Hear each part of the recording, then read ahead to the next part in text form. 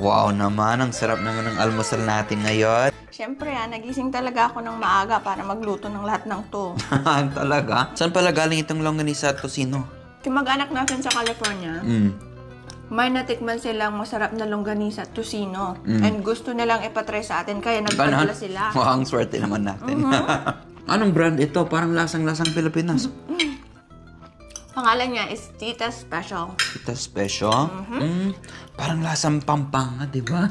Kasi sabi ng kamag-anak natin, yung recipe daw nito is galing pa talaga ng Pampanga. Kaya pala. Parang may bagong favorite na naman ako. Iko-crave ko talaga to. Saan ba nila nabili to? Sa Pilipinas? Be, hindi. Made in the US to. Ay, ganon. Sabi nila, nabibili daw to sa Wii.